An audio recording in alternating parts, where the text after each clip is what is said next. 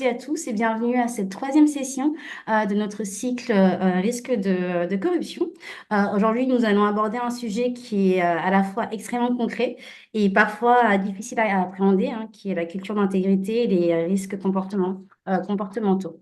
Et, alors, ce sujet vient à la suite des deux premières sessions. Nous avons beaucoup parlé de méthodologie, nous avons parlé de gouvernance, de processus, de cartographie, d'identification des risques, mais il existe une dimension que l'on retrouve dans pratiquement tous les scandales et dans pratiquement tous les incidents de conformité ou d'anticorruption. C'est le facteur humain. Et très souvent, les règles existent, hein, les procédures existent, les contrôles existent. Pourtant, certaines décisions continuent d'être prises. Aujourd'hui, nous allons essayer de comprendre pourquoi et surtout comment les organisations peuvent créer un environnement qui favorise des comportements intègres. Pour ceux qui ne me connaissent pas, je suis Nemile Ndelevu, je suis chef de projet intégrité des affaires et reporting au sein du Pacte mondial Réseau France. Donc, cela fait presque 2 ans que je mène les sujets d'intégrité des affaires, d'anticorruption avec le Pacte, mais également avec l'ajout de ce nouveau portfolio sur le reporting. Donc, avant d'entrer dans le vif du sujet, je voudrais voilà, rappeler quelques règles qui nous permettront d'échanger librement, notamment lors de la partie atelier qui ne sera pas enregistrée, notamment. Donc, comme les précédentes sessions, hein, cette rencontre se déroule sous les règles de Chatham House, donc parce que les sujets que nous abordons aujourd'hui touchent directement à la culture d'entreprise, au leadership, au dilemme, parfois à des situations sensibles. Et nous souhaitons voilà, que chacun puisse s'exprimer librement, puisse parler de ses expériences, ses difficultés ou aussi ses interrogations lors de cette session. C'est la raison pour laquelle, voilà, avec cette règle, vous pouvez retenir les idées, hein, vous pouvez retenir les enseignements qui vont sortir de cette session, mais vous ne pouvez pas dire telle entreprise a dit ceci ou tel participant a raconté cela. Cette règle favorise, comme je disais, des discussions beaucoup plus ouvertes et honnêtes. Donc, je vous remercie par avance de la respecter tout au long de la session. Euh, je vais lire très rapidement au chat. Et puis, je vous répondrai par la suite. Donc, au niveau de l'agenda aujourd'hui, dans un premier temps, nous allons essayer de répondre à une question simple, hein. Qu'est-ce qu'une culture d'intégrité? Le terme est souvent utilisé, mais rarement défini de manière précise dans les organisations. Puis ensuite, nous allons identifier les principaux risques comportementaux observés dans les organisations. Et enfin, on va terminer avec un retour d'expérience de l'entreprise Anaïc et Schneider Electric. Et puis, un atelier pratique, vous avez dû recevoir normalement les instructions pour cet atelier. J'espère que vous m'entendez bien. Si jamais il y a un souci au niveau de mon son, n'hésitez pas à me le communiquer. Et en même temps, j'admets les personnes dans la session. Donc voilà, l'objectif de la session est vraiment de passer de la théorie à des situations concrètes que vous pouvez rencontrer dans vos organisations. Je me permets peut-être un petit point de rappel, notamment j'ai vu quelqu'un mettre dans le chat qu'ils n'ont pas forcément participé aux autres sessions. Donc voilà, je permets juste d'ancrer cette session en comparaison avec les deux autres que nous avons pu avoir avant cela. Donc, comme vous le savez, hein, le cycle est construit autour du guide du Pacte mondial sur l'évaluation et la gestion des risques de corruption. L'idée est d'accompagner les entreprises étape par étape dans la structuration de leur démarche. Nous avons commencé en février avec la mise en place du processus. Nous avons ensuite travaillé en avril sur l'identification des risques et aujourd'hui, nous abordons un sujet transversal, la culture d'intégrité. Puis nous poursuivrons avec, vous voyez, l'analyse des risques, l'évaluation, les contrôles et le plan d'action. Et donc le sujet dont on va parler aujourd'hui, la culture d'intégrité notamment, est particulier puisqu'il va influencer en réalité toutes les autres étapes de ce processus de gestion et d'évaluation des risques de corruption. Donc une même méthodologie peut produire des résultats très différents selon la culture de l'organisation qui l'applique. Donc pour comprendre ce lien, voilà, on rappelle très rapidement le cadre méthodologique dans lequel s'inscrit cette réflexion. Donc ce schéma que vous voyez là, il est issu du guide que je viens de vous mentionner du Pacte mondial sur la gestion des risques, mais il s'inspire aussi directement de la norme ISO 31000 Il présente les 5 grandes étapes de l'évaluation de la gestion des risques de corruption. Donc d'abord, comme je te le disais, hein, définir le contexte, identifier les risques. Désolée, j'ai de plus en plus de personnes qui nous rejoignent, donc je dois les admettre pendant que je vous parle. Ensuite, l'analyse des risques et l'évaluation, et enfin la gestion totale de ces risques. Ce qui est intéressant, c'est que la culture d'intégrité n'apparaît pas explicitement comme une étape. Pourtant, comme je vous le disais, elle influence chacune d'entre elles. Par exemple, une entreprise dans laquelle les collaborateurs n'osent pas parler aura plus de difficultés à identifier ces risques. Une entreprise dans laquelle les managers minimisent certains problèmes aura plus de difficultés à les évaluer objectivement. Et une entreprise qui récompense uniquement les résultats financiers aura parfois plus de difficultés à mettre en œuvre certaines mesures correctives. Du coup, donc, autrement dit, la culture agit comme une couche invisible qui influence l'ensemble du processus que vous voyez là. Donc voilà, jusqu'à présent, hein, dans les dernières sessions, nous avons regardé le processus, nous allons maintenant regarder les personnes, car derrière chaque décision, chaque contrôle et chaque procédure, il y a toujours des individus. Et comprendre leur comportement est essentiel pour comprendre les risques de corruption.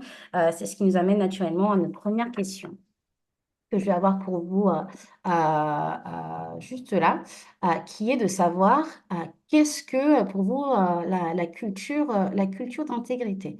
Donc, je vais lancer le sondage. Je vous demande de vraiment juste répondre à la première question. Comme ça, on pourra garder. Enfin, quoique vous devez peut-être faire les 3 questions. C'est pas, c'est pas très grave. Pardon, excusez-moi, il y a eu un souci d'outillage. Est-ce que vous voyez les questions apparaître sur votre écran? Oui, ok, super. Donc la première question relève de qu'est-ce que la culture d'intégrité selon vous? Donc vous avez plusieurs choix, le respect des lois, les règles, les procédures internes, le fait d'agir de manière éthique, même lorsqu'aucun contrôle n'est présent, l'existence d'un code de conduite et de formation obligatoire, l'ensemble des valeurs, comportements et pratiques qui influencent les décisions au quotidien, un environnement où les collaborateurs peuvent s'exprimer et signaler leurs préoccupations.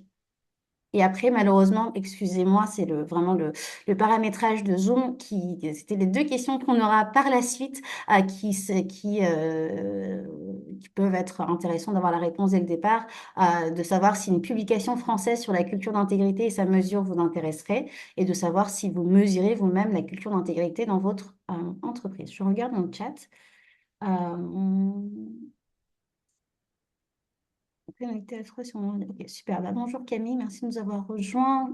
Je vous laisse encore un peu plus de temps parce que je vois qu'on est quasiment 40 dans la salle. Donc, ce serait super d'avoir un peu plus de réponses dans le sondage. Ok. Caroline me dit que le son est de mauvaise qualité. Est-ce que vous m'entendez correctement ou est-ce que c'est un peu compliqué pour tout le monde? Non, Non? on vous entend correctement. Ok, super. Ok, super. Merci beaucoup de le confirmer. On a un peu remonté dans le sondage, donc j'attends encore quelques réponses. Si on passe à 30, on pourra un peu commenter sur ce que l'on entend par qu'est-ce que la culture d'intégrité selon vous. Il y a une réponse. De mon côté, je vois les réponses, donc je voudrais bien vous les présenter d'ici peu. Voilà, on est presque à 30. On est arrivé à 30. Est-ce qu'on n'a pas une réponse en plus? Ok, super. Ben, je vais mettre fin au sondage là. Et peut-être vous partagez les résultats. Est-ce que vous voyez les résultats à l'écran? Normalement, vous les voyez. Donc, ce qui ressort en priorité hein, dans la question, qu'est-ce que la culture d'intégrité selon vous, à 52%, c'est le fait d'agir de manière éthique, même lorsqu'un contrôle n'est pas présent, ouais, même s'il n'y a aucun contrôle, du coup. L'existence d'un code de conduite et de formation obligatoire, c'est l'avant-dernière réponse. L'ensemble des valeurs, comportements qui influencent les décisions au quotidien, un environnement et puis l'environnement où les collaborateurs peuvent s'exprimer et signaler les préoccupations qui arrivent en dernier. Donc, merci beaucoup. Donc, on voit qu'il y a déjà plusieurs visions qui apparaissent par rapport à ça, parce que la culture d'intégrité ne se résume pas à une seule dimension. N'est-ce pas? Pour comprendre ce qu'elle recouvre réellement, je vous propose de commencer par quelques scandales qui ont profondément transformé notre compréhension de l'éthique et de la conformité dans les organisations, juste pour nous réancrer un tout petit peu. Donc voilà, je voulais d'abord commencer par cette observation, parce que lorsque des scandales éclatent dans une entreprise, notre premier réflexe est souvent de chercher un responsable. Qui a signé? Qui a payé? Qui a pris la décision? Cette réaction est naturelle. Pourtant, lorsque les chercheurs, les autorités ou les tribunaux analysent les grands scandales de corruption, ils arrivent souvent à une conclusion différente. Ils constatent que le problème dépasse généralement la seule responsabilité individuelle. On regarde quelques exemples, hein. Il y a le scandale du Libor. Le Libor était pendant longtemps l'un des taux d'intérêt les plus importants au monde. Des milliers de milliards d'euros de contrats financiers dépendaient de ce taux. Donc, le scandale est apparu quand plusieurs banques ont manipulé les données utilisées pour le calcul de ce taux. Donc, la question est devenue comment autant de personnes ont-elles pu participer à ces pratiques pendant plusieurs années? Ce n'était pas qu'une seule personne responsable dans ce cas-là. Puis on regarde aussi le cas de Siemens, hein, où il y a plusieurs pots de vin qui ont été payés pour remporter des gros contrats. C'est l'un des scandales qui est cité comme ouais, voilà, l'un des plus grands scandales de corruption dans l'entreprise. Ça s'est passé entre 2006 et 2008, si je me rappelle bien.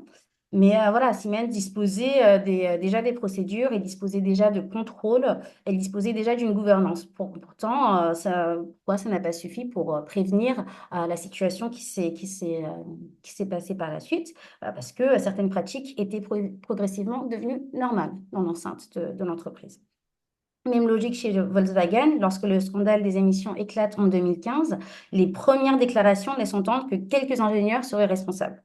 Mais très rapidement, les enquêtes montrent que le problème est plus profond. Les objectifs, les attentes, les pressions, les signaux managériaux, tout cela a contribué à créer un environnement favorable à ces décisions. Et enfin, pareil pour Tesco, hein, là encore, les difficultés ne s'expliquent pas uniquement par quelques individus. On a eu pas mal d'inexactitudes dans les comptes financiers. Elles révèlent des problèmes de gouvernance, de pression de pression sur les résultats et de contrôle.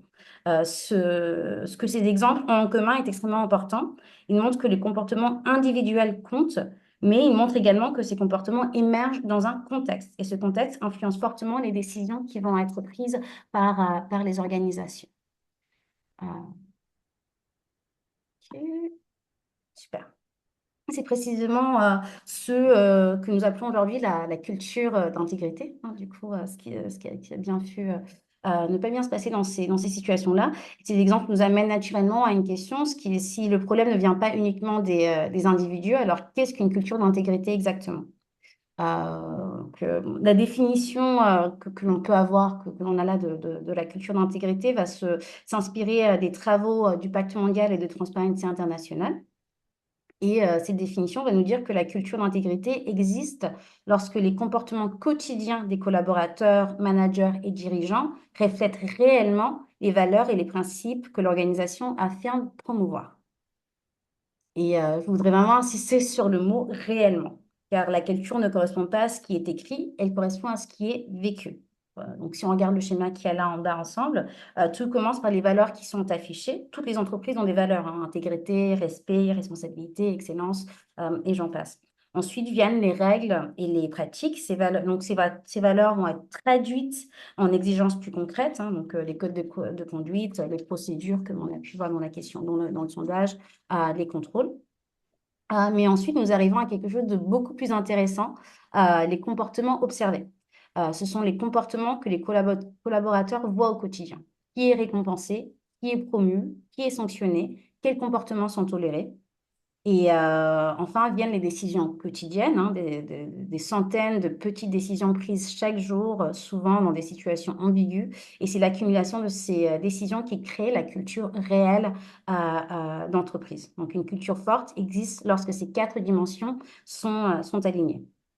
Donc, ça nous amène à distinguer deux notions qui sont souvent confondues, qui sont l'intégrité et la conformité. Je sais qu'il y a pas mal d'acteurs de la conformité dans cet appel, donc vous me confirmerez bien ça par la suite. C'est que la distinction entre voilà, l'intégrité et la conformité est assez fondamentale. Parce que la conformité va consister à respecter les règles, alors que l'intégrité va consister à agir de manière cohérente avec les valeurs et les principes de l'organisation. Donc, si on regarde les deux colonnes, hein, donc, d'un côté, la conformité répond à la question puis-je le faire? Alors que l'intégrité répond à une toute autre question qui est devrais-je le faire? Donc, ces différences, c'est essentiel parce que les règles ne peuvent pas prévoir toutes les situations. Les organisations évoluent dans des environnements complexes. Donc, les collaborateurs sont régulièrement confrontés à des zones grises. Dans ces situations, il ne suffit plus de connaître juste les règles, hein. Il faut exercer son jugement. Et c'est précisément là que l'intégrité devient essentielle. Mais si les entreprises disposent déjà de règles, de procédures et de contrôles, pourquoi continuons-nous à observer des incidents? C'est une question qu'on peut se poser. Il y a beaucoup d'informations dans cette slide, donc soyez rassurés. Un support enfin, le support vous sera envoyé, notamment l'enregistrement de la session. Donc, j'ai essayé de couvrir au maximum de ce qu'on peut voir sur cette slide, parce que c'est probablement l'une des plus importantes de cette session. Parce que pendant longtemps, les programmes de conformité reposaient sur une logique relativement simple, hein. Nous créons des règles, nous formons les collaborateurs, nous mettons en place des contrôles, ce que vous voyez là. Et nous obtenons des comportements conformes. Pourtant, l'expérience nous montre que ce n'est pas toujours le cas, car les individus ne prennent pas leurs décisions uniquement en fonction des règles. Ils sont influencés par les comportements observés, les attentes de leur hiérarchie, les normes sociales, les incitations, les pressions, les habitudes. Et la science comportementale nous montre que les comportements résultent d'un ensemble beaucoup plus complexe de facteurs. Les règles restent indispensables, bien sûr, hein, mais elles ne sont qu'une partie de l'équation. Donc, c'est voilà, c'est la logique que vous allez voir d'un côté de ce qu'on en pense souvent, mais ce que montre la recherche là, et on a des exemples concrets de comment cela se reflète dans des cas de corruption qui peuvent apparaître dans les entreprises. Mais je vous laisserai lire un peu plus à la suite de cette session. Donc, si les comportements comptent autant, hein, alors il faut aussi s'intéresser à ceux qui influencent ces comportements au quotidien. Donc, c'est là où on va parler du turn from the top, ou aussi parler du turn from the bottom, parce que le soutien visible de la direction, c'est effectivement essentiel, le turn from the top. Mais aujourd'hui, les recherches montrent que cela ne suffit pas. En effet, les collaborateurs observent davantage leur manager direct que les membres du comité exécutif. Ce manager joue un rôle déterminant, hein. Il traduit les valeurs en décisions concrètes, il fixe les priorités, il arbitre les contradictions et il évalue les performances. Donc, si on regarde les deux exemples qu'il y a là, c'est donc un manager qui refuse un contrat risqué malgré un enjeu commercial important, on voit un signal fort. Et à l'inverse, un manager qui récompense un résultat obtenu par des moyens douteux, on voit lui aussi un signal très fort. Et souvent, ce deuxième signal est plus puissant, le deuxième à droite, qu'une politique interne, parce qu'il montre ce qui compte réellement dans l'organisation. Donc là, vraiment, enfin, ce qu'on essaie de montrer là, c'est vraiment l'importance de certes, il y a le turn from the top, mais le turn from the middle devient de plus en plus important parce que ces managers directs, c'est ceux avec qui on va avoir affaire au quotidien, hein. Un collaborateur n'a pas forcément des discussions quotidiennes avec le COMEX ou voilà, ou le conseil d'administration en général. Voilà, on a un peu normalement compris ce qu'est la culture d'intégrité et on a vu pourquoi les comportements comptent, hein, dans l'entreprise. Nous avons vu pourquoi les règles ne suffisent pas toujours. Et la question devient alors pourquoi des personnes honnêtes prennent-elles parfois des mauvaises décisions? Pourquoi certaines organisations voient-elles apparaître des comportements à risque alors même que les collaborateurs connaissent les règles? Donc, pour répondre à cette question, nous allons nous appuyer sur plusieurs travaux issus des sciences comportementales, de la psychologie et un peu de criminologie pour le coup. Cette slide s'appuie sur les travaux du psychologue Philippe Zimbardo. Donc, peut-être certains d'entre vous le connaissent peut-être, hein, ou connaissent aussi peut-être l'expérience de Stanford qui a été menée dans les années 1970. Cette expérience est devenue célèbre parce qu'elle montre quelque chose d'assez troublant au final, hein, que des individus ordinaires sans profil particulier pouvaient adopter des comportements très différents selon le contexte dans lequel ils étaient placés. D'où la référence au tonneau, au Roten-Barail. Donc, le message principal de Zimbardo est le suivant: les comportements ne sont pas uniquement déterminés par la personnalité, ils sont aussi fortement influencés par le système dans lequel nous évoluons. Autrement dit, il ne suffit pas de recruter des personnes honnêtes, d'où la référence au Rotten Apple, hein. Donc, même si on recrute une personne honnête, il faut également créer un environnement qui favorise les bons comportements. Si on regarde les facteurs listés sur cette slide, des incitations mal alignées, des comportements déviants qui deviennent progressivement normaux, des pressions contradictoires, des messages ambigus envoyés par le management, des justifications qui rendent certains comportements acceptables, aucun de ces facteurs ne provoque automatiquement un acte de corruption, mais leur accumulation augmente considérablement le risque. Et c'est précisément pour cela que les entreprises doivent s'intéresser à leur culture, parce que la culture constitue l'environnement dans lequel les décisions vont être prises. Voilà. J'espère que vous comprenez un peu voilà, la logique qu'on voit ici du schéma, hein, que ce n'est pas forcément une question du Rotten Apple, ce n'est pas une question du Rotten Barrel, mais vraiment au niveau de la culture organisationnelle où on doit s'intéresser, notamment. Ouais. Pendant longtemps, les économistes ont considéré que les individus prenaient leurs décisions de manière rationnelle. Ils analysaient les informations disponibles et comparaient les options qu'il y avait, puis choisissaient la meilleure solution. Pourtant, les sciences comportementales ont montré que ce n'est pas ainsi que fonctionne notre cerveau. Nos décisions sont influencées par nos émotions, nos habitudes, notre environnement, notre besoin d'appartenance, notre peur de perdre quelque chose et les comportements observés chez les autres. C'est une découverte extrêmement importante pour les professionnels de la conformité, hein, parce qu'elle nous montre qu'il ne suffit pas d'expliquer les règles, il faut également comprendre les mécanismes qui influencent les comportements. Pour illustrer cela, enfin, voilà, je m'appuie sur les travaux d'un chercheur que beaucoup connaissent probablement, qui est Daniel Kahneman. Il a reçu le prix Nobel d'économie pour ses travaux sur la prise de décision, notamment ce livre Thinking Fast and Slow, que peut-être beaucoup connaissent. Donc, dans ses travaux, il distingue deux modes de pensée. Le système 1, qui est rapide, intuitif, automatique, et le système 2, qui est plus lent, plus réfléchi, plus analytique.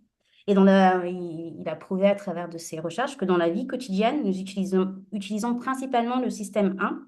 Et c'est extrêmement utile, hein, sinon, si on n'a pas ça, on passerait nos journées à réfléchir à chaque décision. Mais cela nous rend aussi plus vulnérables aux erreurs. Sous pression, sous stress, dans l'urgence, nous avons tendance à utiliser davantage le système 1 et donc à prendre davantage de raccourcis cognitifs. Cela explique pourquoi certaines situations sont particulièrement propices aux erreurs de jugement. Bon, j'admets encore des personnes. Donc, si les décisions sont influencées par le contexte, alors les systèmes de récompense deviennent particulièrement importants aussi, hein. Donc là, on vient de comprendre, c'est une très petite introduction pour comprendre ce que nous disent les sciences comportementales et ce qui va influencer nos jugements. Là, il y a aussi la partie des incitations et des récompenses qui devient assez forte. Donc, cette slide est directement inspirée des travaux de Transparency International UK. Du coup, le message principal est que ce qui est récompensé devient progressivement la norme. Imaginons une organisation qui affirme que l'intégrité est une valeur fondamentale, mais dans laquelle seuls les résultats commerciaux sont pris en compte lors des promotions. Quel message les collaborateurs vont-ils retenir? Que l'intégrité est importante ou que le chiffre d'affaires est la véritable priorité? Très souvent, ils retiendront la deuxième option, hein, du coup, parce qu'ils observent les comportements récompensés. C'est pourquoi Transparency International insiste fortement sur l'alignement entre les objectifs, l'évaluation, les récompenses et les comportements attendus. Donc, encore une fois, les slides vous sont mis à disposition. Vous pouvez un peu plus creuser sur cette roue, sur l'influence des incitations. Mais les incitations ne sont pas les seuls facteurs, hein, qui influencent nos décisions. Nous sommes également influencés par notre environnement social et notamment les normes sociales qui peuvent exister autour de nous, hein. Ça constitue probablement l'un des concepts les plus puissants des sciences comportementales. Les recherches montrent que les individus adaptent souvent leur comportement à ce qu'ils pensent que les autres font ou approuvent. Nous distinguons généralement deux types de normes. Il y a les normes descriptives. Elles répondent à la question que font les autres. Par exemple, tout le monde accepte ce type de cadeau. Les normes plutôt injonctives, elles répondent à une autre question qui est qu'est-ce qui est considéré comme acceptable? Par exemple, il n'y a rien de mal à rendre un service à quelqu'un. Donc, lorsque ces deux normes convergent, leur influence devient très forte. C'est ce qui explique pourquoi certaines pratiques peuvent persister, même lorsqu'une majorité de personnes les désapprouvent individuellement. vous avez des questions, n'hésitez pas du tout à la poser dans le chat. On essaiera d'y répondre arrivé au moment des questions-réponses, pour le coup. Donc, si on regarde maintenant le schéma qui est là à droite, hein, il montre que nous sommes tous soumis à plusieurs cercles d'influence, hein, la société. Attendez, je suis pas sûre de. Ouais, zut. C'était un différent schéma, mais donc normalement il y a un schéma qui va expliquer que on est soumis à plusieurs cercles d'influence, donc la société, notre famille, nos collègues, nos managers, et chacun de ces groupes envoie des signaux sur ce qui est considéré comme normal ou acceptable. Ah, c'est bien la slide d'après. Euh, et ces pressions sociales ne conduisent pas nécessairement à la corruption, hein, mais elles peuvent alimenter deux des éléments du triangle de Crécé, la pression et la rationalisation. On avait vu dans la session 2 ce qui était le triangle de Crécé, c'est la combinaison de la pression, de l'opportunité, de la rationalisation qui a mené à un comportement, un risque, donc un comportement corruptif, notamment. Et c'est pourquoi les normes sociales complètent parfaitement le triangle voilà, de la fraude et le triangle de Crécé pour cette raison-là. Donc voilà, on a normalement là compris plusieurs mécanismes qui vont influencer les facteurs comportementaux, hein. C'est la pression, la rationalisation, les biais cognitifs, les incitations, les normes sociales. La prochaine question devient alors comment ces mécanismes se traduisent-ils concrètement dans les organisations? Donc là, c'est la troisième partie de la méthodologie, hein, identifier les risques comportementaux. Donc jusqu'ici, nous avons parlé de la culture, de psychologie, de normes sociales et d'incitation. Et l'objectif n'est pas de rester dans une approche théorique, hein. L'objectif est de pouvoir repérer dans une organisation les situations où certains comportements individuels ou collectifs augmentent la probabilité qu'un risque de corruption, de fraude, de conflit d'intérêts ou de non-conformité se matérialise. Il est important de préciser que nous ne sommes pas en train de dire que les collaborateurs sont eux-mêmes à risque par nature. Ce n'est pas le sujet. Le sujet est plutôt de comprendre que dans quel environnement les comportements à risque deviennent plus probables. C'est une différence importante. On ne cherche pas à désigner les individus, on cherche à identifier les dynamiques organisationnelles qui mènent à cela.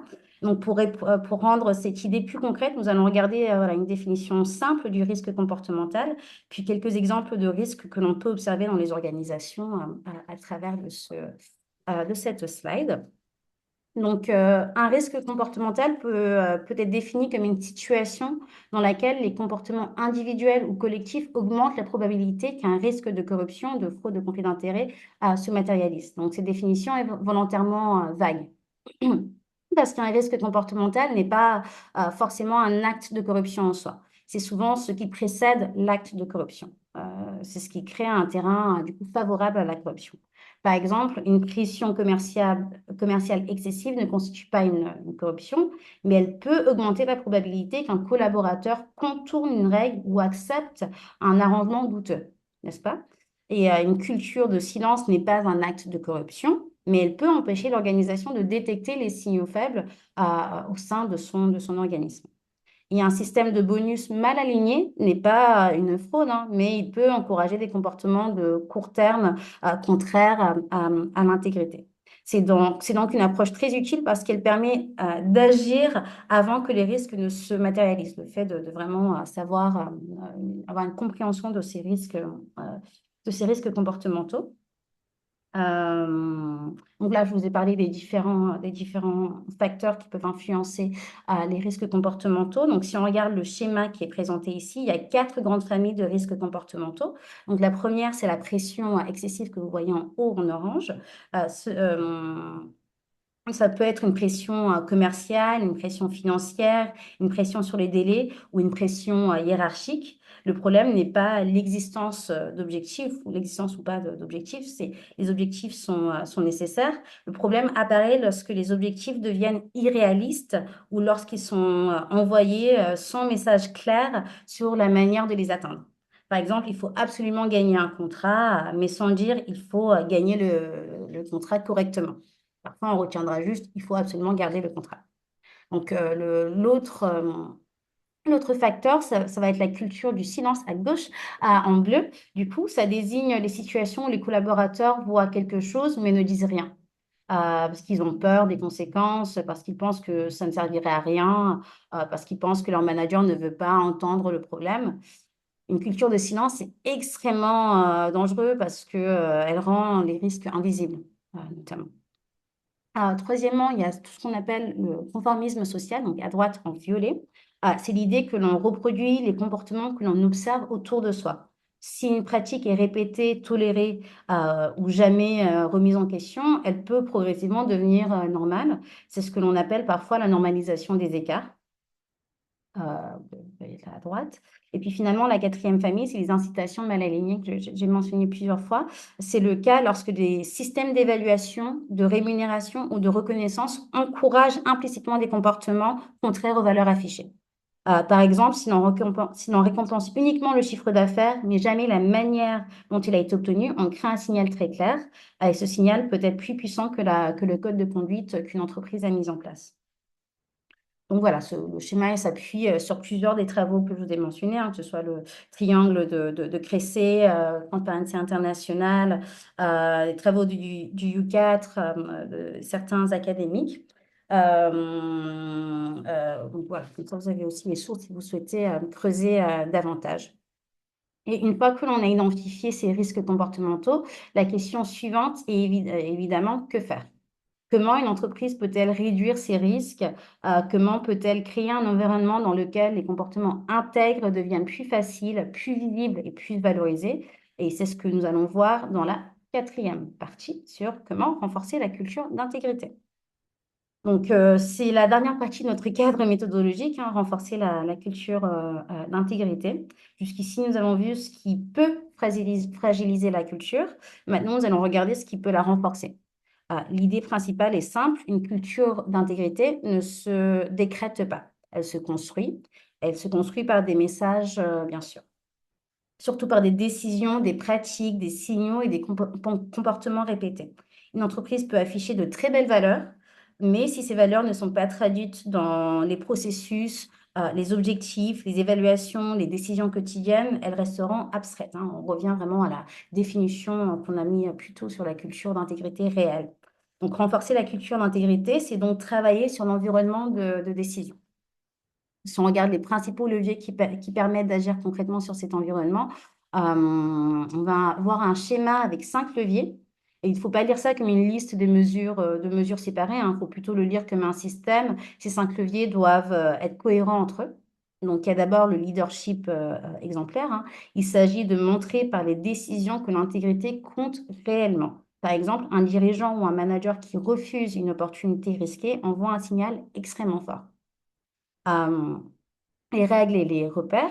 Là, même si nous avons dit que les politiques ne suffisent pas, elles restent quand même indispensables, hein. Les collaborateurs ont besoin de repères clairs. Ils doivent savoir ce qui est attendu, ce qui est interdit et vers qui se tourner en cas de doute. Mais ces règles doivent être compréhensibles, accessibles et applicables aussi notamment. Donc une procédure trop complexe ou trop éloignée de la réalité opérationnelle risque d'être ignorée ou contournée. L'objectif n'est donc pas seulement d'avoir des règles, l'objectif est d'avoir des règles qui sont utiles. En quatrième point, on va voir les incitations et les objectifs alignés. En troisième point, pardon, à droite en violet. C'est l'un des points les plus importants de la session, hein, les incitations, parce que c'est là où on peut vraiment agir de façon concrète, hein.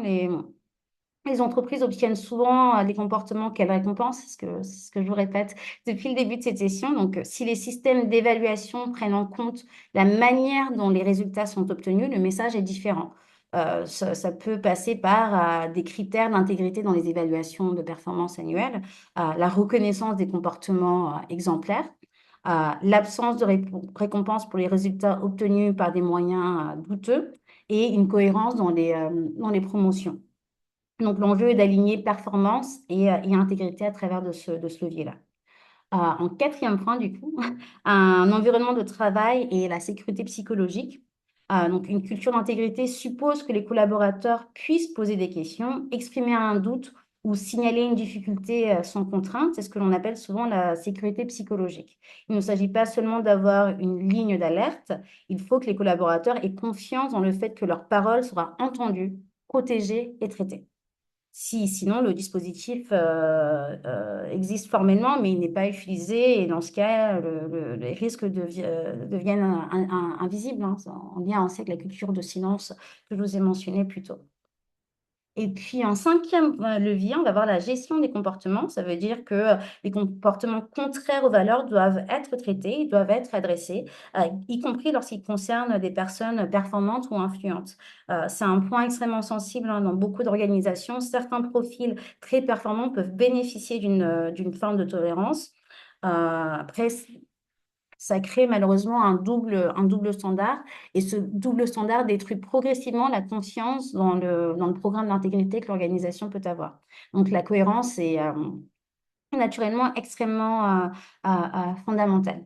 Donc, si je devais résumer cette slide en une phrase, je dirais que renforcer la culture d'intégrité, ce n'est pas seulement ajouter des règles, c'est aligner les messages, les pratiques, les incitations et les comportements dans l'organisation. Et c'est cette cohérence qui rend la culture crédible et du coup réelle. Alors, je voulais vous faire une mention spéciale sur la mesure d'intégrité. C'est vrai que c'est la première fois que nous faisons une session sur la culture d'intégrité, donc on ne va pas rentrer trop dans les détails sur comment mesurer la culture d'intégrité en entreprise, mais je trouvais que c'était un point important parce que quand on parle de culture, la question de la mesure vient aussi assez naturellement. Donc, on entend souvent dire que la culture est intangible, difficile à objectiver. Pourtant, il existe des moyens de l'observer et de la suivre dans le temps. Donc, mesurer une culture d'intégrité ne veut pas dire produire un score parfait, c'est pas du tout ça, hein. Une culture, c'est complexe, donc elle ne se réduit pas à un chiffre. En revanche, on peut observer des indicateurs, on peut identifier des tendances, on peut détecter des signaux faibles et surtout, on peut suivre l'évolution dans le temps. Donc, si peut être résumé là avec sur la slide, plusieurs exemples de comment faire cette mesure, hein. Il y a le taux de signalement. Par exemple, est-ce que les collaborateurs utilisent les dispositifs d'alerte? Mais attention, il faut aussi vraiment faire attention, un taux faible de signalement n'est pas toujours une bonne nouvelle, hein. Ça peut aussi signifier qu'il y a peu de problèmes. Qu'il y a peu de problèmes, mais ça peut aussi signifier que les collaborateurs n'ont pas confiance dans le dispositif. C'est pour ça qu'il faut interpréter les indicateurs avec prudence, hein. Un autre indicateur, c'est les résultats des enquêtes internes. On peut poser des questions sur la confiance, la capacité à parler, la perception du management et la cohérence des sanctions dans les enquêtes internes, dans les enquêtes culturelles notamment. Le turnover peut aussi être un signal. Une rotation élevée dans certaines équipes peut indiquer un problème de climat de management qui peut influencer du coup les risques comportementaux. Les déclarations de conflit d'intérêts peuvent également être intéressantes à regarder. Si personne ne déclare jamais rien, ça ne signifie pas nécessairement qu'il n'y a pas de conflit, mais ça peut aussi indiquer que les collaborateurs ne savent pas quoi déclarer ou qu'ils craignent les conséquences s'ils déclarent quelconque conflit d'intérêts. Et puis, enfin, les enquêtes culturelles peuvent permettre d'aller plus loin en mesurant la perception des valeurs et des comportements au sein de l'organisation à travers de sondages internes, anonymes et tout cela. Donc, pour répondre à la question peut-être de pourquoi mesurer la culture d'intégrité, bah, d'abord pour prévenir les risques de non-conformité, des risques de corruption, ensuite pour protéger les lanceurs d'alerte, mais aussi pour renforcer la réputation, la confiance et la pérennité de l'entreprise. Une culture d'intégrité forte peut également avoir des effets positifs sur l'attraction des talents, la fidélisation, l'innovation et la performance. Donc, ça peut sembler éloigné de l'anticorruption, mais c'est en réalité très lié pour le coup. Une organisation dans laquelle les personnes peuvent parler, poser des questions et contester les décisions est souvent plus résiliente. Elle détecte plus tôt les problèmes, elle corrige plus vite, elle prend de meilleures décisions. Et donc, il y a d'autres avantages spécifiques de la mesure, hein. Le fait de mesurer permet également de créer une dynamique d'amélioration continue. Elle aide à diagnostiquer le niveau actuel d'engagement envers les valeurs. Elle permet de vérifier si les actions mises en œuvre produisent réellement un effet. Elle peut aussi encourager les dirigeants à adopter un leadership plus exemplaire. En d'autres termes, mesurer la culture ne doit pas être vu comme un exercice de communication, c'est un outil de pilotage, principalement. Et je voulais mentionner plus tôt, mais sur ce sujet, le réseau de l'Allemagne, du Pacte mondial et Transparency International Deutschland, Allemagne, ont travaillé sur cette publication consacrée à la culture d'intégrité et sa mesure. Ça a aussi été une source solide pour cette session, pour ce début d'introduction à la culture d'intégrité et aux risques comportementaux. Donc voilà, on voulait aussi comprendre si une version française de ce type pourrait être utile aux entreprises françaises, d'où le sondage plus tôt, mais je le relance là puisqu'on a un peu plus de monde. Je ne sais pas si je peux le relancer. Je peux partager les résultats qu'on a obtenus en début de session. Donc, sur la question 2, seriez-vous intéressé par une publication version française sur la culture d'intégrité et sa mesure? Donc là, on est principalement que des oui, oui, et je souhaiterais contribuer à sa rédaction, partager mon retour d'expérience.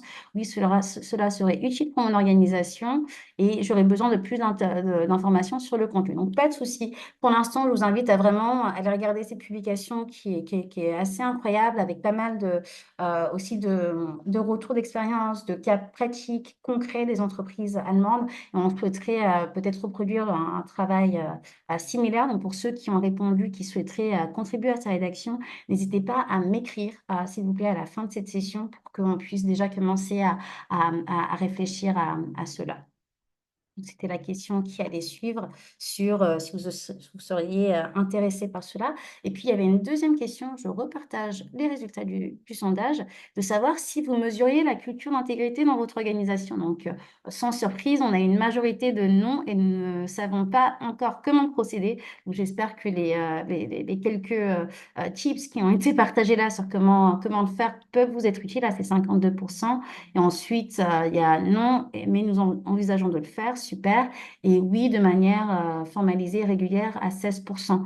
Donc voilà, si ça peut être utile aussi d'avoir une session un peu plus détaillée, spécifique sur la mesure de la culture d'intégrité, c'est aussi quelque chose qu'on pourra peut-être envisager tous ensemble pendant le cycle. C'est pas marqué dans le marbre. Et pour les personnes qui ont répondu oui, voilà, est-ce qu'il y en a qui souhaiteraient enfin, voilà, lever la main, qui souhaiteraient prendre la parole pour partager ce qu'ils font dans leur organisation pour mesurer l'intégrité, avant de passer au retour d'expérience de nos deux intervenantes. Je vous laisse une minute pour peut-être voilà, voir si vous voulez témoigner.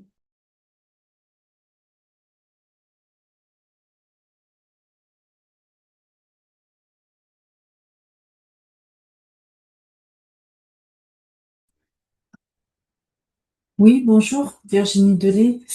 En fait, moi j'ai répondu non, mais je souhaite le faire bientôt. Mais en fin de compte, avec vos exemples, je mesure déjà sans le savoir. Donc, j'ai trouvé ça assez rigolo.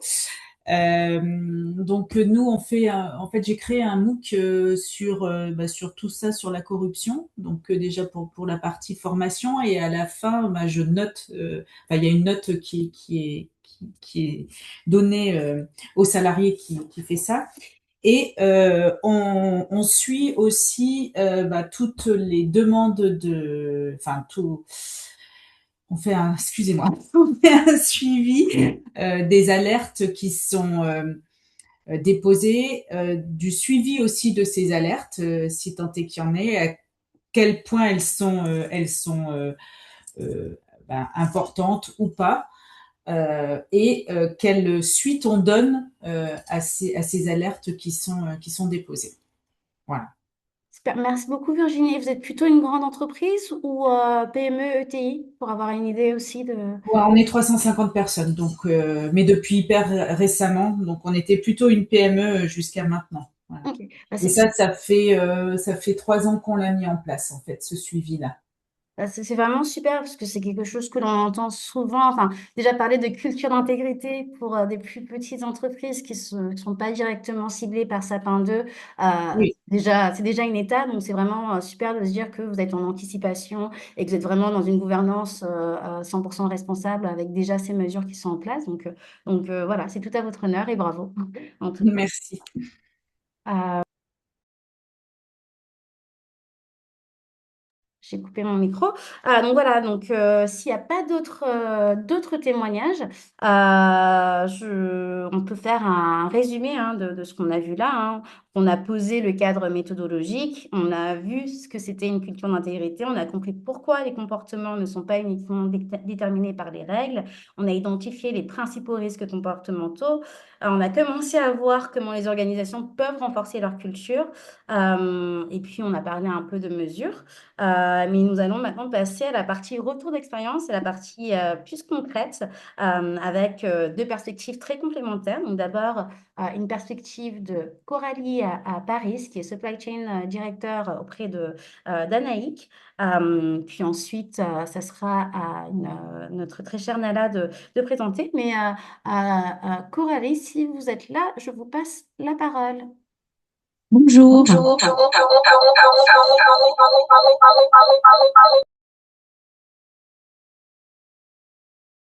Votre micro est coupé, Coralie, donc ouais, on vous entend plus. Ouais, c'est bon. En fait, j'ai un retour. Est-ce que de votre côté, vous pouvez faire quelque chose ou c'est moi? Ce sera peut-être de votre côté ce que je vous recommande, peut-être d'éteindre votre son, mais de garder votre micro allumé. Ok.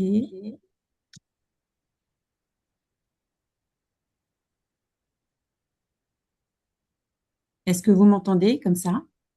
Parfait. Très bien. Donc, bonjour à tous. Merci Nomilé. Je vais donc vous parler d'un retour d'expérience, effectivement, et de notre dispositif d'anticorruption, donc chez Anaïc. Tout d'abord, vous présenter en quelques mots Anaïc, puisque nous, on est une PME familiale française avec 100 collaborateurs et nous sommes internationales. Nous sommes également entreprise à mission, certifiée B Corp, donc entreprise à mission depuis 2021 et certifiée B Corp depuis 2022 et signataire du pacte mondial de l'ONU. Notre société, elle a été fondée en 1973. Alors notre activité, c'est concevoir, designer, fabriquer des cadeaux et des packaging et accessoires sur mesure pour la beauté et la distribution. Donc nous travaillons avec des grands groupes du luxe et de la beauté, à peu près tous les grands groupes que vous connaissez. Nous travaillons avec des clients dans 33 pays différents et nous avons des bureaux internationaux, donc à Lille, Paris, New York, Dubaï, Hong Kong et Shanghai. Donc voilà pour vous planter un petit peu le décor. Donc c'est vrai que nous sommes entreprise à mission depuis 2021, donc ça traduit bien aussi nos valeurs et un environnement propice, et nous évoluons dans un environnement propice à une culture d'intégrité. Nous avons une gouvernance tout à fait spécifique du fait d'être entreprise à mission, puisqu'on a un comité stratégique avec composé de salariés, de membres de la direction et d'externes, d'entreprises externes, un comité de mission et éthique, composé également de salariés, de membres de la présidence, mais également de personnes externes et donc même de clients. Une directrice RSE qui est un de nos gros clients s'est joint à notre comité de mission, et le COMEX, donc une gouvernance assez large, donc qui crée un écosystème propice à ces valeurs d'intégrité. Voilà. Notre risque de corruption, il est bien réel dans notre activité, il est complètement structurel, hein, puisqu'en fait, on réalise à peu près 70% de nos achats en Asie, avec des fournisseurs, des sous-traitants chinois principalement. On a recours également à des tierces parties, à des agents locaux, des intermédiaires. Nous avons des relations évidemment très étroites avec toutes les maisons de luxe qui sont très exigeantes d'un point de vue RSE et éthique. Donc, on en parlait juste à l'instant, on n'est pas soumis, nous, directement à la loi Sapin 2, mais indirectement, complètement, évidemment, hein, puisque tous nos clients nous demandent des comptes sur ce sujet tout le temps. Et puis, notre activité, elle est tout à fait particulière. C'est une activité, on va dire, globalement, qui est liée aux campagnes marketing, aux campagnes promotionnelles et on a une pression sur les délais, sur la qualité, sur toute la chaîne de valeur qui est très importante. Donc, ça peut induire des risques à ce niveau-là. Donc, comment nous, on a procédé, quel est notre dispositif. En premier, on a commencé, donc il y a quelques années, je dirais 6-7 ans, à créer notre cartographie des risques de corruption. Donc ça, c'est quelque chose qui est systématique, hein. Chaque année, en fin d'année, on dresse les risques par métier. Donc, on s'aide de tous les outils dont vient de parler Nomilé, évidemment. Et on a des risques critiques qu'on identifie et auxquels on associe en fait des processus. Donc, par exemple, dans les risques majeurs critiques, le travail avec des agents, des intermédiaires étrangers, des tierces parties, le risque lié au choix des fournisseurs et au conflit d'intérêts, évidemment les cadeaux ou invitations que peuvent faire les tiers avec qui on travaille ou les fournisseurs. Ça peut être aussi des paiements de facilitation liés au contrôle qualité, au référencement, aux douanes. Et évidemment, le fait d'avoir des urgences clients qui nous sont imposées, ça peut constituer aussi un risque accru.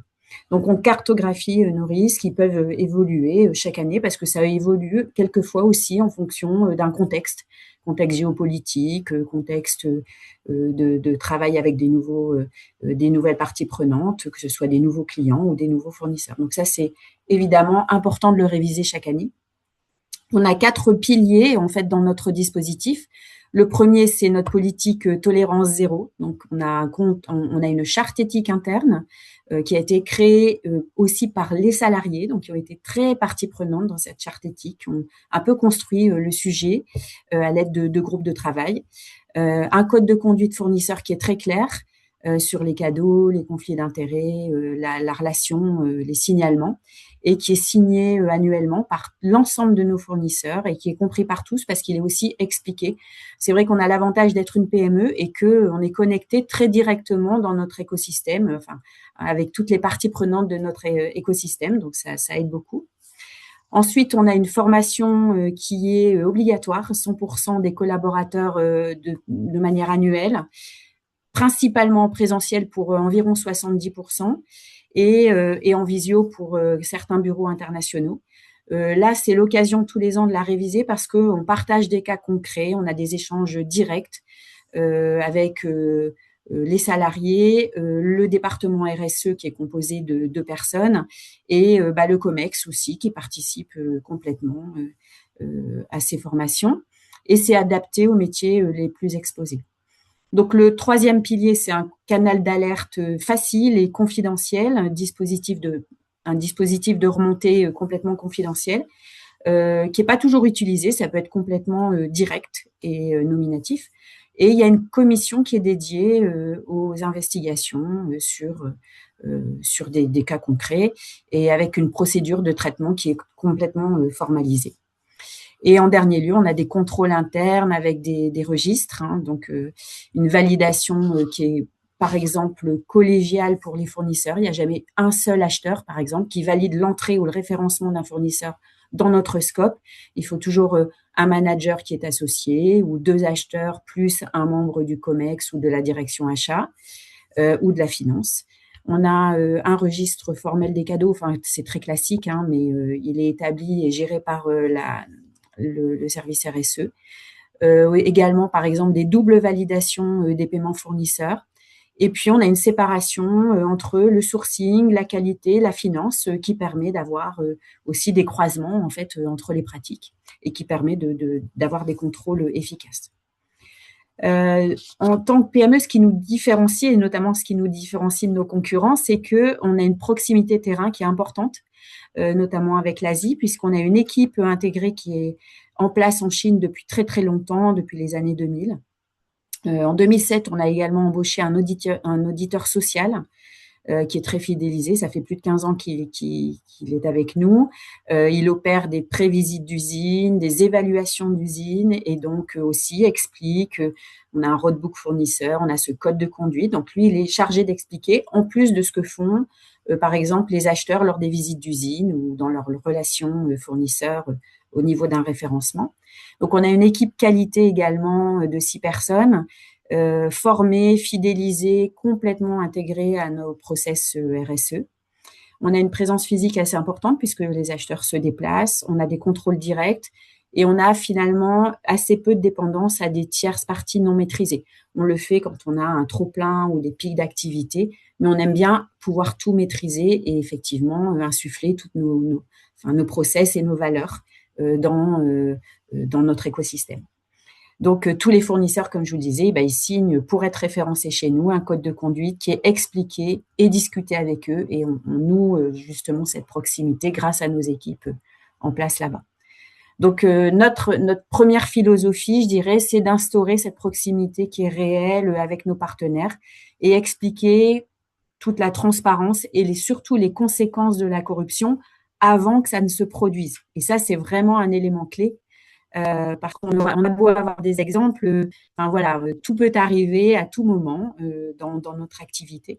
Et c'est important, donc on a toujours un message clé qu'on porte auprès de nos fournisseurs, c'est que tenter de corrompre, c'est risquer de perdre l'ensemble du business. Et quand on relie le business au principe d'intégrité, c'est important pour eux. Donc, dans notre secteur, tout est connecté, le fabricant, nous, le donneur d'ordre, nos clients du luxe, et l'entreprise qui corrompt elle-même, elle s'expose à un risque financier, évidemment énorme, et réputationnel majeur pour tout le monde dans la chaîne de valeur.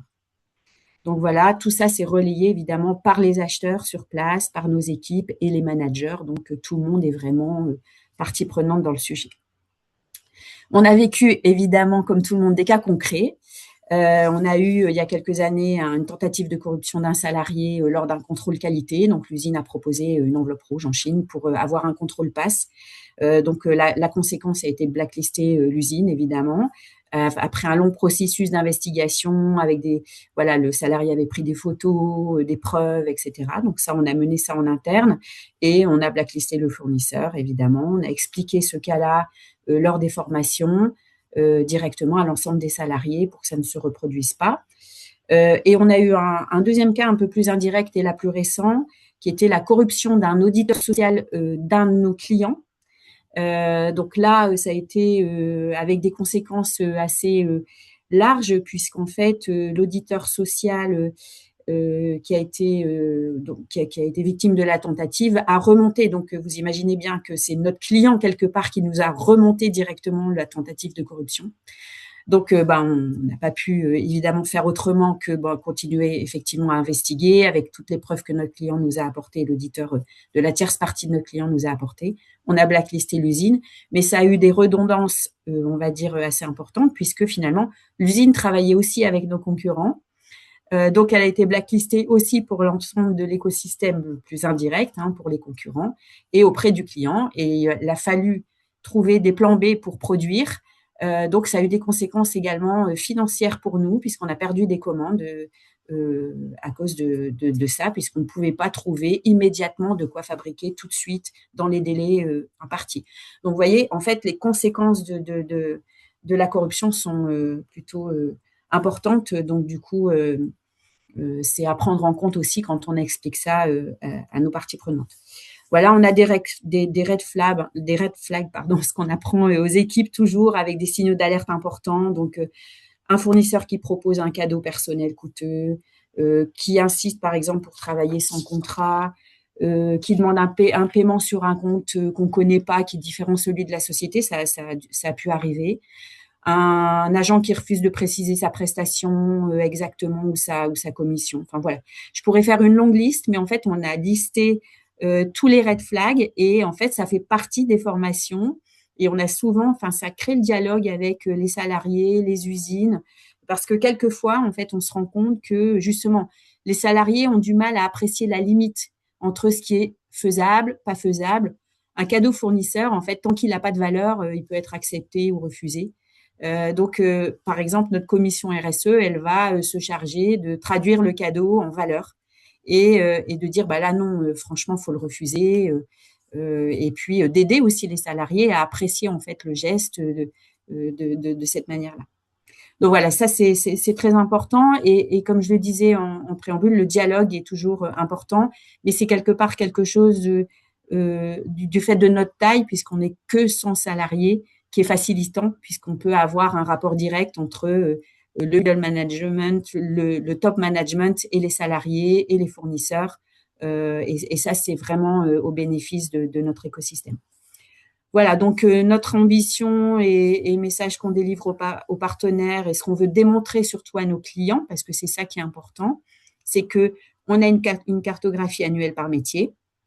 Elle est mise à jour, donc les risques sont identifiés, et ça, c'est important pour nos clients. On a des contrôles qui sont mesurables, démontrables, des registres, des validations collégiales, on a une séparation des rôles. On a des fournisseurs évalués, due diligence, code de conduite signé, des audits, des équipes locales, et on a des équipes formées. Et ça, c'est vraiment important de démontrer en fait ce principe-là à nos clients. Voilà, donc notre conviction, je dirais pour conclure, c'est que en tant qu'entreprise à mission et Bicorp, signataire du pacte mondial, tout ça, ça s'insuffle vraiment chez nous. L'intégrité, c'est pas une contrainte.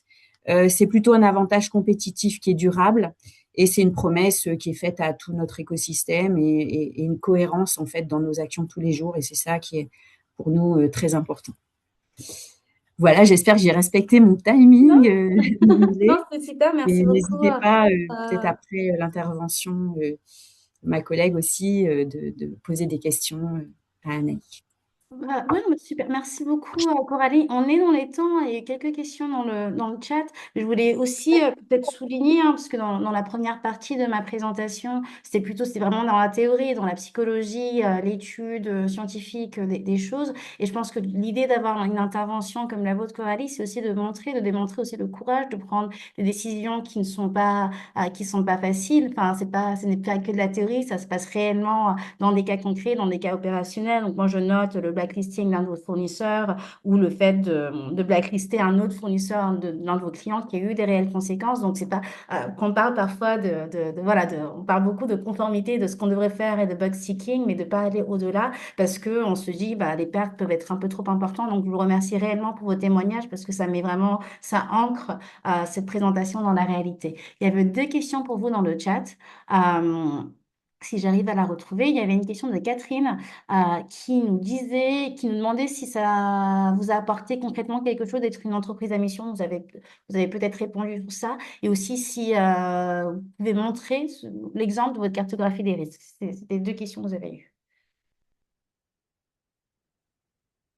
Vous êtes encore en mute. Ouais. Donc, je refais la manip du son.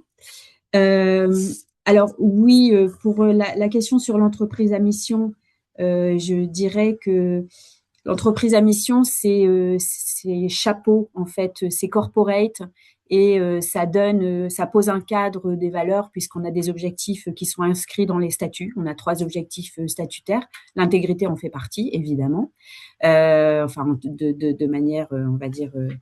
Dans un des objectifs statutaires de l'entreprise. Donc oui, effectivement, ça insuffle des valeurs et le fait qu'on ait une gouvernance avec un comité de mission, évidemment, il n'y a plus lieu de discuter ce sujet-là. C'est-à-dire que tout salarié qui intègre Anaïc, il intègre aussi Anaïc pour cette question-là et pour ses valeurs. Souvent, dans les recrutements des nouveaux arrivants, ça compte beaucoup. Nomilé parlait de fidélisation, de recruter des talents, et c'est vrai que nous, on le constate énormément, c'est que ça a une influence notoire, le fait d'être entreprise à mission, moins, je dirais, nos certifications associées comme le Bicorp, puisque là, c'est plus lié au business. Mais en tout cas, le cadre corporate est important. Et il est extrêmement bien porté par la hiérarchie, par la présidence, par notre CEO. Ça fait partie de ce qui est mis en avant tous les jours dans notre manière de fonctionner.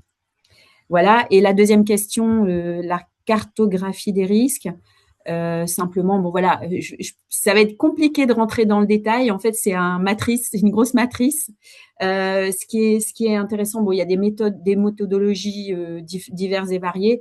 Nous, on a pris une méthodologie liée à une norme classique sur cette cartographie des risques. On cède des outils de Transparency International pour qualifier les pays à risque avec lesquels on travaille. Et puis ensuite, on l'a fait complètement de manière très classique, métier par métier. On a évalué les risques liés au travail avec toutes les parties prenantes, voilà. Et en face de chaque, on va dire, risque identifié, et quantifié, et bien, en fait, on a proposé un process. Merci beaucoup, Coralie, pour J'espère que j'ai répondu. Ouais, non, c'était super. Merci beaucoup pour votre intervention, pour votre témoignage, que je suis sûre est très précieux. Et puis, j'ai l'honneur maintenant de passer à notre deuxième intervenante du jour, qui est Nala Nouraoui, qui est la Group Compliance Lead auprès de Schneider Electric. Nala, si voilà, je te passe la parole. Oui, merci Nomilé, j'espère que vous m'entendez tous bien. Petit check. Vous m'entendez bien? Oui, oui, on t'entend parfaitement. OK, super. Bonjour à tous et puis, voilà, j'aimerais, d'abord remercier, Nomilé et puis le Pacte mondial France pour l'opportunité de participer à cette conférence. C'était vraiment très intéressant, surtout toute la partie avec les sciences comportementales, puis ensuite le témoignage de Coralie. Je trouve ça vraiment très complémentaire et vous allez voir pourquoi, notamment en raison de la taille des entreprises que Nomilé a choisies. Donc vous allez vraiment avoir, les 2 points de vue. Concrètement, voilà, je vais me présenter. Donc je m'appelle, Nala Nouraoui, je travaille chez, Schneider Electric en tant que Group Compliance Lead. Ça fait un peu plus de 10 ans que, je suis, en compliance. Auparavant, j'étais dans une société américaine de l'industrie.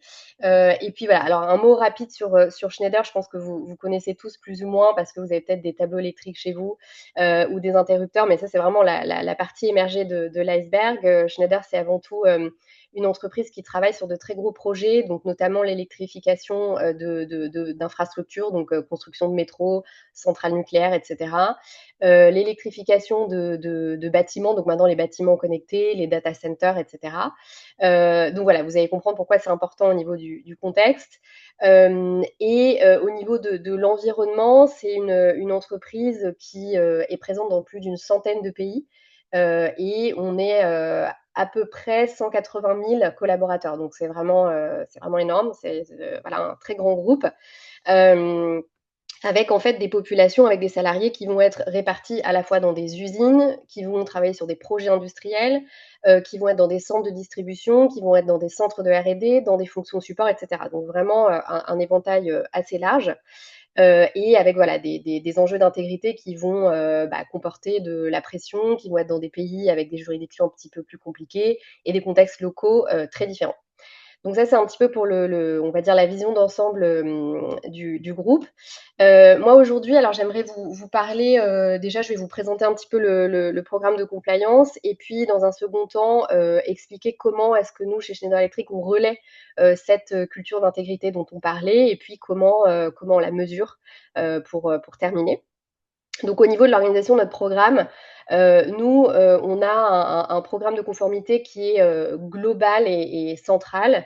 Voilà, donc je ne vais pas rentrer dans les détails parce que ça ressemble plus ou moins à ce que Coralie a présenté avec le code de conduite, des politiques cadeaux-invitation, politique conflit d'intérêts, cartographie des risques, outils d'alerte, etc. Donc voilà, c'est pas l'objet de mon propos aujourd'hui, mais c'est plutôt vous expliquer comment on fonctionne. Donc cette organisation globale au central, donc dont je fais partie, on va appeler ça un peu l'équipe voilà, siège. Et c'est cette équipe-là qui va vraiment mettre en place, qui va écrire, qui va drafter toutes ces politiques. Ben, voilà, vraiment la colonne vertébrale du programme de compliance.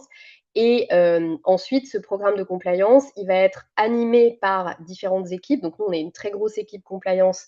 On a des personnes on a par exemple une équipe d'investigateurs. Donc il y a 10 investigateurs qui ne font que ça par rapport à toutes les alertes qu'on reçoit. Pour vous donner une idée d'échelle, chaque année, on reçoit plusieurs milliers d'alertes éthiques. Voilà, mais en raison de la taille du groupe. Donc on a une équipe dédiée à ça, on a une équipe dédiée au learning, donc qui vont vraiment travailler tout le temps sur les e-learning, sur le contenu des formations, etc. On a une équipe dédiée à l'évaluation des tiers, une équipe dédiée à l'export control, voilà. Donc pour vous donner un peu cette idée-là. Et ensuite, on va avoir des équipes régionales qui, elles, vont vraiment en fait animer, déployer le programme de compliance et qui vont le faire vivre en fait dans les régions, dans un contexte local. Parce que justement, l'enjeu, c'est pas uniquement d'avoir un programme de compliance solide, mais c'est vraiment de le faire vivre partout réellement, dans toutes les régions et dans toutes les fonctions du groupe. Donc justement, par rapport à cette culture d'intégrité qu'on veut relayer, le défi principal pour nous, c'est de passer de ce programme global qui est conçu au siège à une culture d'intégrité qui va fonctionner dans une réalité opérationnelle. Donc, ça peut être si on est dans une usine au Pakistan, si on est sur un grand projet d'électrification en Chine, si on est dans une agence commerciale au Nigeria, si on est dans un centre de R&D dans le sud de la France, c'est comment en fait est-ce que tous ces salariés-là vont avoir connaissance et vont pouvoir s'approprier le programme de compliance, mais surtout cette culture d'intégrité. Donc, un des leviers clés pour nous, voilà, je vais présenter quelques petites initiatives, c'est notamment le réseau de délégués éthiques. Alors ça, je trouve ça intéressant surtout parce que voilà, je pense qu'on a aujourd'hui une audience assez diversifiée dans la taille des entreprises. Et voilà, chez Schneider, nous, on est une grosse équipe, donc on a forcément des ressources et c'est pas forcément le cas de toutes les entreprises. Mais ça, les délégués éthiques, c'est vraiment quelque chose que toutes les entreprises peuvent mettre en place sans forcément un budget faramineux, c'est juste l'engagement des collaborateurs, donc c'est pour ça que j'aimerais en parler. Donc nous, chez Schneider, on a plusieurs centaines de délégués éthiques, mais une fois de plus en raison de la taille. C'est des personnes qui font ça volontairement, donc en plus de leur fonction principale. C'est une communauté qui est structurée, donc on a vraiment une roadmap annuelle, on a une gouvernance, on a des outils partagés, on les forme très régulièrement. Et c'est vraiment eux qui ont un rôle central dans le déploiement, on va dire la diffusion de cette culture d'intégrité. Et en fait, c'est vraiment eux qui vont s'appuyer sur les réseaux locaux, sur le terrain. Et c'est pas uniquement des délégués éthiques que nous, on va former et puis voilà, ça s'arrête là. Ensuite, eux-mêmes vont engager des actions sur le terrain, eux-mêmes vont former d'autres personnes, sur le terrain. Donc c'est pas uniquement du top down, mais ensuite, voilà, ils vont animer des communautés sur place, ils vont organiser des échanges, ils ont un peu carte blanche pour faire des animations, sur leur usine, sur leur agence commerciale et cetera.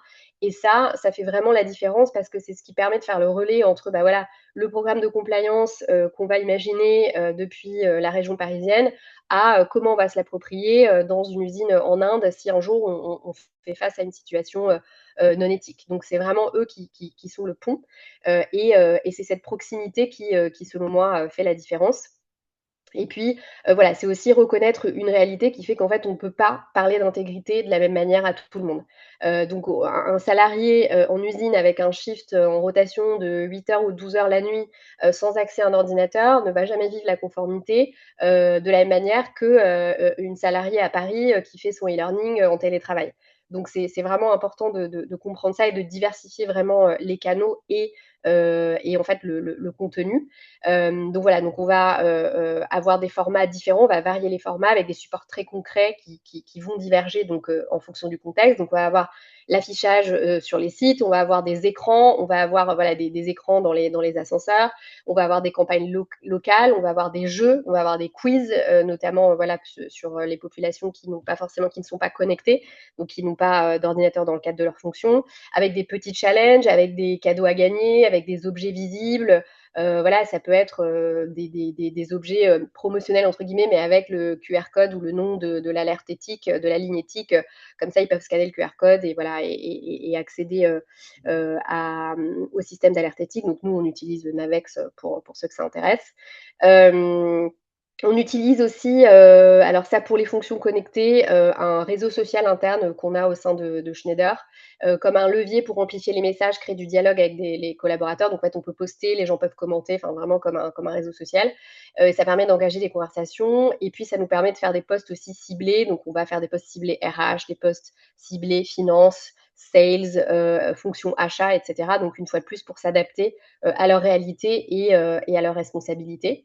On a après voilà toute une stratégie de communication avec des campagnes, des newsletters, des toolkits pour les managers, des vidéos. Enfin voilà, on utilise vraiment tout ce que permet la communication. Et justement, l'idée, c'est de passer de cette logique de communication à une logique d'engagement et d'appropriation, parce que c'est vraiment là que ça devient efficace. Et même au niveau des fonctions connectées, récemment, on a mis en place la création de vidéos un peu sous format e-learning avec les collaborateurs eux-mêmes qui étaient acteurs. Donc ça, c'est pareil, c'est quelque chose qu'on peut faire avec un budget restreint, avec ceux qui ont envie de participer. Donc faire vraiment un tournage avec des situations non éthiques, voilà, typiques, et avec les salariés eux-mêmes qui sont acteurs, ça crée de l'engagement. Du coup, on dit à nos collègues de regarder, et puis bah voilà, on voit qu'en fait la situation est en train d'être jouée par la personne des achats ou des sales, donc c'est aussi une bonne idée. Et puis ça permet un peu de sortir d'un discours peut-être trop institutionnel. Bien sûr, et Nomilé en parlait, le tone from the top reste évidemment essentiel. Et voilà, avoir un message clair et constant du top management, c'est vraiment important, notamment si vous êtes dans des entreprises plus petites, ça a même encore plus d'impact. Mais voilà, moi, je trouve que c'est vraiment aussi les managers du terrain qui vont faire vivre cette culture dans leurs décisions, dans les arbitrages qu'ils prennent sous pression. Et on en parlait tout à l'heure dans la première partie du module. C'est vraiment là qu'en fait la culture d'intégrité devient critique. C'est dans les situations concrètes. C'est est-ce que un collaborateur qui est confronté à une demande d'un agent public pour accélérer une démarche administrative en échange d'un paiement va se sentir à l'aise de refuser. Donc il a un projet qui est urgent, ça peut être une extension d'un permis de construire, ça peut être l'obtention d'une licence, peu importe. C'est une autorisation d'un fonctionnaire qui bloque un projet. Et en fait, il a sa hiérarchie qui lui demande de faire en sorte que le projet avance, et il a ce fonctionnaire qui lui demande une somme d'argent. Est-ce que ce salarié-là va se sentir à l'aise? Il va savoir quoi faire, parce que à ce moment-là, ce qui compte, c'est pas qu'il ait lu la politique, c'est pas qu'il ait connaissance du code de conduite et qu'il sache le trouver. C'est est-ce qu'il reconnaisse la situation comme un problème? Est-ce qu'il se rende compte que ce n'est pas acceptable? Et surtout, est-ce qu'il sache quoi faire? Donc ça, c'est vraiment la clé. Et c'est pour ça que ce qu'on cherche à développer, ce sont vraiment des réflexes très simples. Donc, identifier une situation à risque, ne pas la banaliser. Voilà, on se disait tout à l'heure, ah oui, tout le monde accepte les cadeaux. Bon, bah voilà, il ne faut pas forcément tomber dans cet écueil-là, savoir dire non, savoir vers qui se tourner, et surtout se sentir légitime, non seulement de refuser, mais pour faire remonter la situation. Donc c'est pour ça que la culture de speak-up ou de signalement est vraiment, vraiment très importante, et nous, on met l'accent dessus pour rendre tous les canaux visibles, accessibles, compréhensibles, et surtout à créer ce climat de confiance. Et Nomilé en parlait tout à l'heure, mais je trouve que le principal risque, en plus, bien sûr, de prendre la mauvaise décision, c'est aussi le silence. C'est ce salarié qui, en fait, ne va pas faire remonter ce problème, et qui peut-être va donner la somme d'argent, peu importe, mais surtout qui ne va pas le faire remonter parce qu'il se sent coupable, parce qu'il se dit, voilà, je me sens pas forcément à l'aise. Et ça, c'est vraiment la clé, c'est que le salarié se sente en confiance de faire remonter tout ça. Et justement, ça fait le lien avec le dernier point que je voulais évoquer, qui était la mesure de cette culture d'intégrité. Donc, nous, on fait vraiment très attention aux indicateurs liés à la confiance et à la capacité des collaborateurs à parler. Alors, plusieurs leviers. Le plus important, je dirais que c'est via notre enquête interne. Donc, voilà, chaque année, il y a une enquête, un peu une enquête RH, où donc on mesure un petit peu la satisfaction, le climat de l'entreprise. Donc, je pense que beaucoup d'entre vous connaissent ce genre d'enquête. Et donc, nous, on a une question chaque année pour tous les mêmes salariés, qui est vous sentez-vous en confiance de faire remonter via l'alerte éthique des faits non éthiques sans crainte des représailles? Donc, moi, je vous engage vraiment, si votre entreprise se dote d'une enquête interne, de pousser pour avoir une question compliance. Pour vous donner un exemple, moi, de mon entreprise précédente, on avait une enquête RH, mais la compliance n'était pas au menu. Donc, on ne faisait pas partie de cette enquête-là. Et moi, j'avais vraiment poussé pour que ce soit le cas. Une fois de plus, c'est pareil, ces enquêtes-là, c'est quelque chose qui est assez facile à mettre en place. Et surtout, ça va vous donner de la donnée assez granulaire, parce qu'on va regarder, bah voilà, là, au Mexique, on a une baisse de 10% de l'index de la confiance. Là, au Nigeria, c'est remonté. Bah, qu'est-ce qui a changé? Bah, on a fait tel training. Là, il y a tel climat. Il y a peut-être tel manager qui dit que c'est OK d'accepter ou de donner des cadeaux. Donc, ça va vraiment vous donner des indications.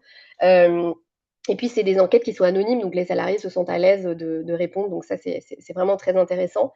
Et puis nous, au niveau de Schneider, donc ce sont des données qui sont présentées à l'Excom, au board, donc qui sont vraiment prises assez au sérieux.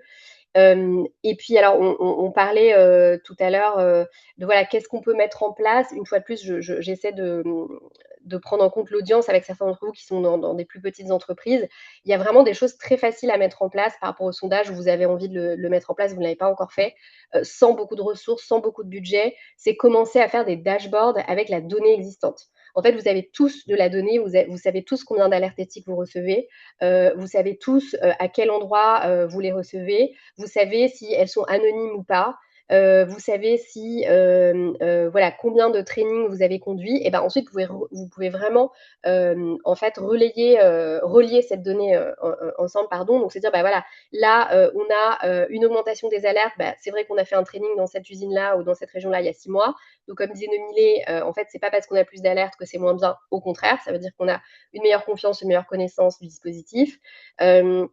Ça peut être se dire, voilà, vraiment mettre en place les données en des KPIs avec tout ce que vous avez, même si c'est pas grand-chose, vous faites un PowerPoint, des slides et puis en fait dans 1 an, 2 ans, 3 ans, vous allez voir qu'en fait c'est vraiment utile et ça va vous permettre de mesurer l'adhésion, de mesurer le progrès et donc moi je vous engage vraiment à mettre en place ce genre de démarche et puis ensuite c'est de la donnée que vous pouvez présenter à vos instances dirigeantes et c'est vraiment intéressant. Voilà, donc je vais terminer parce que je ne veux pas dépasser mon temps non plus. Mais moi, je pense que l'intégrité, ça doit vraiment être pris comme un vrai sujet business avec des plans d'action, avec des roadmaps, avec des campagnes ciblées, avec une adaptation permanente aux réalités locales et pas se dire que c'est quelque chose vraiment d'assez théorique qui reste au siège. Voilà, parce que le programme global va donner un cadre, mais en réalité, c'est la culture d'intégrité qui va permettre aux collaborateurs partout dans le monde de prendre la bonne décision, même sous pression et même quand personne ne regarde. Voilà. Super, merci beaucoup Nala, merci aussi du respect du temps qui t'était alloué. J'aime beaucoup la conclusion avec laquelle tu as terminé ta présentation parce que c'est exactement le format que nous a présenté l'ancien ministre Michel Sapin à notre Assemblée générale il y a 2 semaines de cela qui nous disait que voilà, la lutte contre la corruption et la loi Sapin 2, c'est un sujet business. Ce n'est pas un sujet de contraintes et tout cela. Donc, je retiens ça où on est vraiment dans autant le législateur qui le dit, mais aussi les entreprises qui l'appliquent, vraiment alignées dans cette perspective-là. Il y avait une citation que j'ai notée qui était on ne peut pas parler d'intégrité de la même manière à tout le monde. Et ça, c'est vrai. Donc, l'utilité de l'adaptation, surtout au bout de la taille de votre entreprise, hein, c'était 160 000, c'est ça, collaborateurs? 180 000. 180 000, pardon, je m'excuse. Donc, on voit qu'il y a quand même un système qui est en place pour justement la gestion de ces risques de corruption, donc très complémentaire avec la présentation de Coralie. Donc, je vous remercie toutes les deux pour cela. Et j'ai aussi beaucoup aimé, tu as mentionné des trainings avec peut-être des mises en scène et tout cela. Ce serait peut-être une idée qui verra le jour par inspiration au Pacte mondial, je ne sais pas, mais très, très bonne façon d'intégrer les personnes. Donc, je te remercie pour ça. Est-ce que dans le chat, est-ce qu'on a ou des personnes qui veulent poser une question un peu plus directement auprès de Nala? N'hésitez pas. Enfin, ouais, n'hésitez pas. Je vais bientôt couper l'enregistrement. Donc, si vous préférez que je coupe l'enregistrement, je peux le couper aussi dès à présent pour quelconque question. On va attendre une petite minute. On a encore un peu de temps.